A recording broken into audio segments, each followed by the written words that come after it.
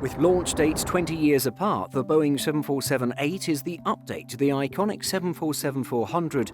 With the immense popularity of the Dash 400, Boeing had hoped for the same levels of success for the newer Dash 8. The newer model hasn't seen that success, despite being better in every way.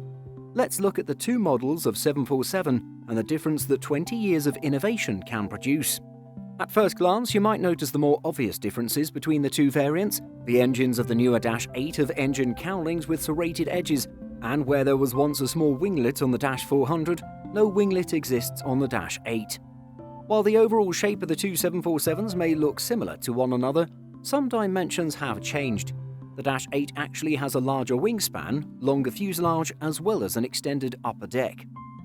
The 747-8 has an additional 3.5 meters of wingspan, is 5.6 meters longer, and actually 10 centimeters taller. For passenger versions, the 747-8 offers 51 additional seats over the 747-400. For the freighter variant, the 5.6 meters of extra fuselage length means the Dash 8 offers 16% more revenue cargo volume.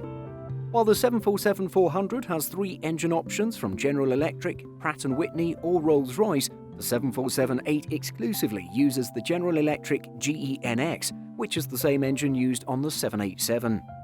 This much newer engine has a much higher bypass ratio. It also features composite fan blades and a composite fan case.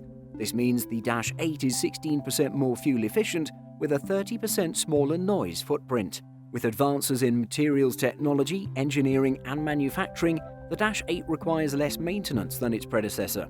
The maintenance intervals are longer, which means less time on the ground compared to the Dash 400. Here is a chart comparing the two types of 747s. Outside of the technical characteristics and specifications of the two jumbo jets, the number of orders of the two models varies greatly. For the 747-400 and all of its variants, a total of 694 were ordered. This overshadows the mere 137 deliveries of the 747-8. There are 16 more undelivered 747-8s, therefore the new jumbo jet will never come close to the Dash 400. Furthermore, the ratio of freighter orders to passenger variant orders is much higher with the Dash 8. Some of its more notable customers have been cargo operators such as UPS. In comparison, the 747-400 became the choice for many passenger airlines and their long-haul operations, including British Airways, KLM, Qantas, Japan Airlines, and many more. While a lot has changed with the newer Dash 8, it's worth mentioning that there are many similarities between the two models, which include type rating, loading capabilities, and flight handling characteristics. Having many of these commonalities was critical for Boeing in order to market the aircraft to passenger and cargo airlines that already had the Dash 400 in their fleets. This can be clearly seen with commercial airlines like Lufthansa and Korean Air. Interestingly, both variants have been selected by governments for VVIP transport.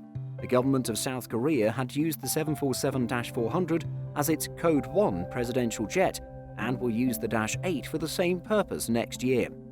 Additionally, the United States government is currently working on retrofitting 2 Dash 8s to be the new Air Force One. Sadly, the most significant similarity is that both jets have fallen out of favor with passenger airlines as they seek the higher fuel efficiency and lower maintenance costs found with twin jets.